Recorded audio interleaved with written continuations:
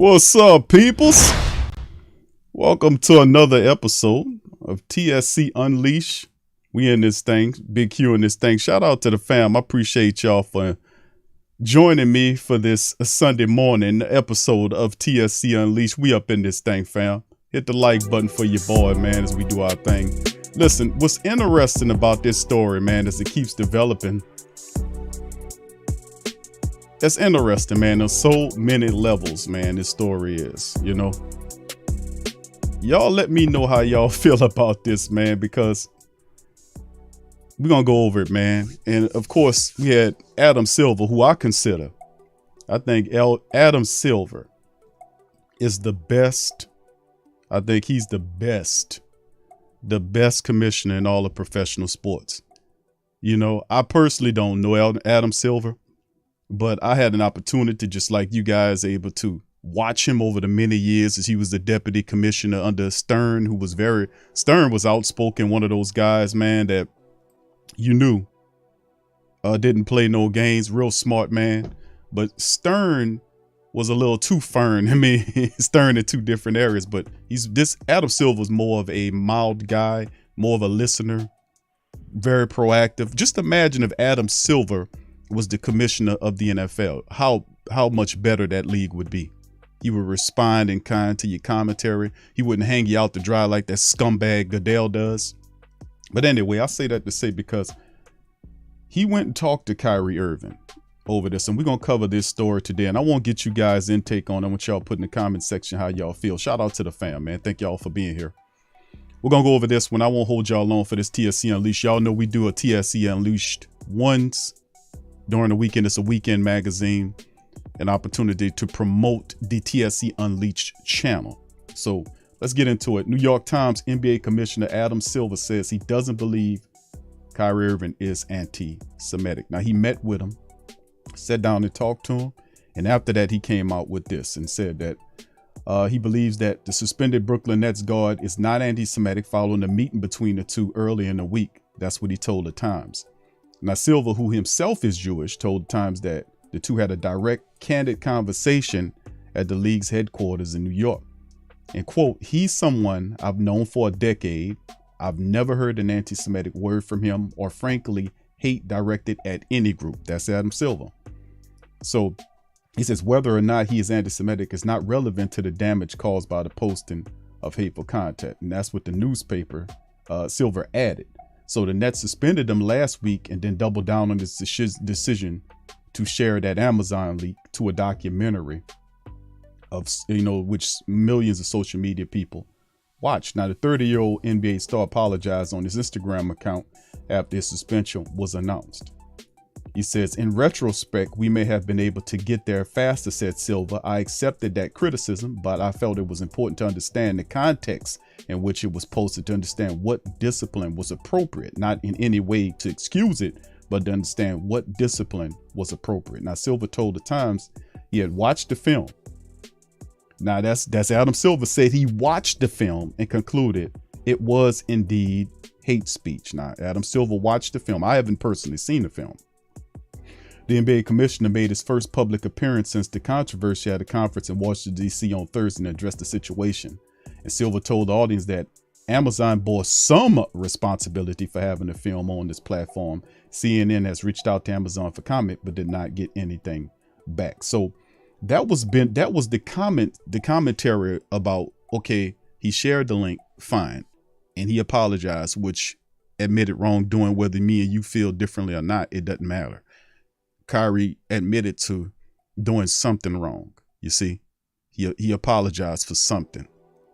Now, the next thing was, if he shared just the link and he didn't say anything, then why isn't something done about Amazon? Because NBA is in business with Amazon. The NBA is in business with Amazon. Kyrie is an employee. As wealthy as he is, he's a high-paid employee. And each NBA team has a set of principles and guidelines that players have to follow. Some of them, depending on who they are, a little stricter than others. And this is just what it is. So this is the business of it I'm going to give you. The NBA and each team knows that it's built its brand up to a certain point and that it can't afford to alienate anyone. You see? And it depends. Now, some groups have more power than others. That's how this thing is built. If you offend some of the more powerful groups, then you will see swift disciplines really fast, as you've seen with others in a similar situation. And this is what's going on here. So the admitting of wrongdoing by Kyrie Irving, whether he felt like he offended people or whatnot, after a week, that's why they're coming after him, where it took you a week to do it. Now, I've seen where he offered money, $500,000 to certain groups, and they refused to take the money because they felt that his apology wasn't sincere enough. To me, that's a little too much. But outside of that, Adam Silver said he's seen it. He concluded, I haven't seen it, so I can't really speak on whatever this documentary is. I haven't seen it. Now, this is what Joe Tsai said, who's the Brooklyn Nets owner. He said Kyrie has to show he's sorry before returning. Now, Brooklyn Nets governor Joe, or they call it, see, they don't use the term owner no more. They've gotten rid of the owner tag, and now they're governors. They did that in the NFL. They're doing it in the NBA. No more owners. Now we're using governors. So Joe Tsai met with suspended guard Kyrie Irving recently. While their meeting was productive, Tsai says Irving, quote, still has work to do before he'll be able to return. He has to show people that he's sorry. What's important and what people miss is he only apologized after he was suspended. Irving has been suspended for the last 5 games. The veteran point guard has been ruled out for Sunday's game. It's almost like you're a child. You see, it's almost like your child. Well, he apologized, but you took too long to apologize. You know, it's almost like he's not a man, he's a child. You know, these kind of punishments, it's ridiculous. If you did it here or there, I mean, they got people that forgave murderers that hurt their family members, you know, but you took too long. You know, I don't think that's how that works. But Irving been suspended for the last 5 games. The veteran point guard has been ruled out for Sunday's game against the Lakers. While Irving was initially suspended, the length was a minimum of 5 games, but he now is going to miss at least 6 games. Some have suggested that Irving may not return until the Nets are back in Brooklyn, which is November the 20th. That would mean Irving would miss a total of 8 games. So they would have suspended him for that posting of the link for 8 games. He will not receive pay, you know, for those 8 games. But there is support in his favor. There's support in the favor of him. Jaylen Brown took issue with the comments that were made by Joe Tsai, owner of the Nets. This is what they said. And this is according to Massive Live. Kyrie Irving's suspension from the Brooklyn Nets has for refusing to make a timely apology for promoting an anti-Semitic film on social media is set to last beyond the minimum 5 games the team imposed 2 weeks ago. Now, what they're saying is, on this thing, is that he still has work to do, and we read that. Jaylen Brown has spoken out against the suspension conditions publicly as the vice president of the Players Association and was vocal on the social media yet again on Saturday night in defense of Kyrie. His response was, "This is alarming for multiple reasons," Brown tweeted. Tsai has previously posted a positive update about Kyrie's status on Friday, noting that Clara and I met, that's his wife, with Kyrie and his family yesterday. We spent quality time to understand each other, and it's clear to me that Kyrie does not have any beliefs of hate towards Jewish people or any group. Now, that's Joe Tsai and Adam Silver. That's the owner of the Brooklyn Nets and the commissioner of the NBA. The Nets and Kyrie, together with the NBA and the Players Association, are working constructively toward a process of forgiveness, healing, and education. However, Brown and the Players Association leadership have been vocal about the Nets requiring him to complete 6 steps for him to return to the court. And Tsai's comments could lead to an appeal of the penalty. Brown has been outspoken of the treatment by Nike amid the company terminating a relationship with Irving, pointing out on Twitter, "Since when did Nike care about ethics?" This is true. This is true. Nike doesn't care about ethics. They get a lot of their shoes made in poor countries with poor people, disadvantaged people, taking advantage of them in these sweatshops. They've been caught countless times doing this. And that's what he alluded to. When did they care about ethics? Very hypocritical behavior here by these people. But I'm going to speak on that after I finish this article, and I'm going to give my thought process on it. He made a mistake. He posted something. Brown said there was no distinction. Maybe we can move forward, but the terms in which he has to fulfill to return, I think, not just speaking for me, speaking as a vice president, from a lot of players, we didn't agree with the terms that was required for him to come back. But we'll go from there. That's all I can say. So, Players Association standing firm with Kyrie Irving during this whole process. And the posting of the link, Kyrie himself identifies as Hebrew, which is, he didn't actually come out and say that. He said, I can't be anti-Semitic because I am Semitic. He identifies as a Jewish person.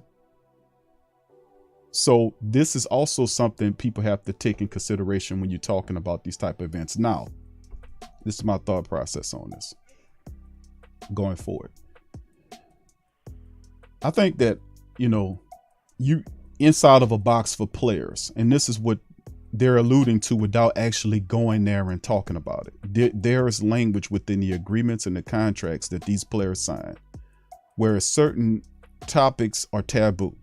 They have to operate within a certain window. They don't have the total autonomy or freedom to move how they want to move. That's one angle.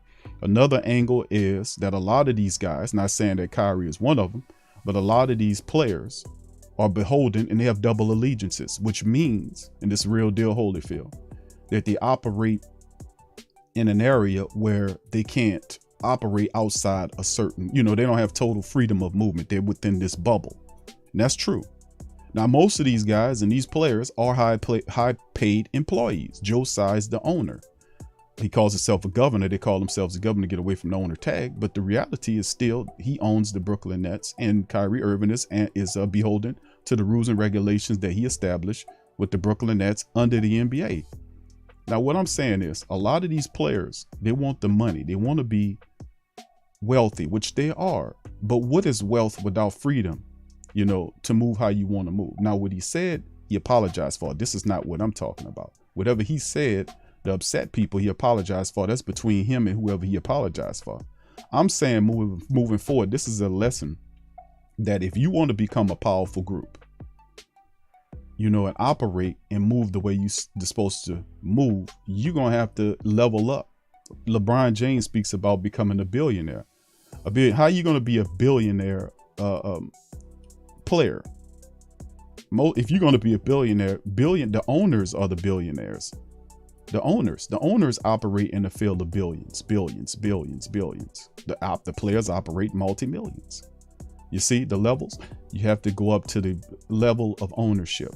Now, like I said, a lot of these guys wouldn't dare do that because of allegiances, and they know what happened to them if they do. But you got to have a treasure chest to get ready to do that if that's what it takes. It takes freedom. Most of these guys, I'm calling for competition. That's what I'm calling for. I've been saying this for 10 years, is that if a guy apologizes, he do something wrong, he apologizes, it's the end of the game. It's the day over with. It's not the fact that you took so long to do it. It's the fact that you eventually did it. You see? But to force you to keep apologizing over and over again, that's belittling, man. And that's unnecessary. So what I'm saying is it's a different level of treatment here that's not befitting, that's being done with him as a man. He admitted to wrongdoing. He apologized. Game over. Let him back out there. Not the fact that I don't feel like he's apologized good enough, so he got to get the tearing up and all this kind of stuff. No, you're not treating him like a person, like a man, like he deserves to be treated. Now, outside of that, I'm calling for competition. I'm calling for a lot of you players out there who want to make more money, and most of you do. You put your bodies on the line, and I'm talking about all across the board. I'm calling for a lot of these players to create their own leagues. I really am. I think that if you want to make billions, do it for yourself. Create a league. Like, look what Ice Cube did. The Big Three. I think that is a regular endeavor, just like what anybody can do. We need more competition. We need more parity in the sports world. We have too many monopolistic leagues that's controlling everything. We need more parity in the NBA. That's what I'm saying. We need it in the NFL. We need more of that. And that would open up a window of freedom for players and people to move around however they say to do what they want to do in life. Not offend people, but at the same time, it's levels to the game and how we supposed to operate out here, man. And I think we done came to a point where I don't remember if the NBA ever apologized or the NFL apologized. We talking leagues that's 70 to 100 years old ever apologized for not letting black people play. When they first created these leagues, black people couldn't play in these leagues. They couldn't play in the major leagues. They couldn't play in Major League Baseball. Matter of fact, they had the Negro leagues. They had the Negro League baseball, basketball, and football. They don't talk about none of that. But there was a reason why there was a separation of leagues, because these leagues were started to keep black people out at first. These were white only leagues. This is history I'm talking about. I don't remember if they ever apologized for it. And if they did, it most certainly didn't come with any monetary compensation like what he was given to those other communities. So, I mean, at some point we got to use history as a guide to understand that a lot of these corporations operate with a lot of hypocrisy, and that the power is with the people. So if you're the basis of how this money is gotten, and you want to get more money, I think you need to come together and create your own leagues, regardless if it's football, basketball, or baseball, or whatever it may be. For my boxers out there, if you guys are tired of how these groups operate with all these weird, funny rules, create your own boxing league. Look at Dana White. Dana White he did MMA. Why you can't do it and create your own league where you have your heavyweight belt and all this kind of stuff? Competition is needed, and competition is not a sin. We need more competition and more parity in the league. Now, on this Kyrie Irving thing, he apologized for whatever he did that was wrong, that he offended people. Game over. Put him back on the field. Let him play. Bottom line. You know, that's how we gonna rock this thing. But anyway, what do you guys think, man? Y'all put it in the comment section. Let me know how y'all feel about this whole situation. What's going on in the NBA? Do you think that that it would benefit the world to have more competition in terms of leagues out there doing anything? And on the Nike front, we don't blast Nike for what they do when they go to other countries. And did we boycott them and shut Nike down because of what they were doing, buying and using, poor people's labor in other countries, the sweatshops and all this kind of stuff that they got scandaled up on? Do we blast them for that? Do we ride down and make them pay for that? So at the end of the day, what I'm saying is you got a lot of hypocrisy operating here, man. So if the brother apologized, let him play, man. Let him play basketball, man. Let him play basketball, man. If he apologized for what he did and he apologized and hurt some people's feelings, let him play the damn game, man. He apologized, let him play. With that being said, I'm going to get on up out of here, man. Y'all put y'all comments in the comment section below if you agree with Kyrie Irving. He's getting a lot of support from inside the NBA, the Players Association. Adam Silver said that he's not anti-Semitic. Joe Tsai, the owner of the team that he plays for, said he's not. So if that's the issue and indeed he apologized, let the man play. Do you agree with that or you don't? Put it in the comment section. Let me know how you feel about that. I'm Big Q chiming on this episode of TSC Unleashed. Please feel free to hit the subscribe button, hit the share button, and share this stream on your social media feed. Also, I want you guys to go to the TSC Unleashed channel and hit the subscribe button there, as we're going to start doing these shows over there next year. So you won't be able to get this content unless you go to TSC Unleashed. So go there right now and sign up or hit the subscribe button. Simple as that. With that being said, I'm going to holler at y'all on the flip side, baby. I'm out. Peace.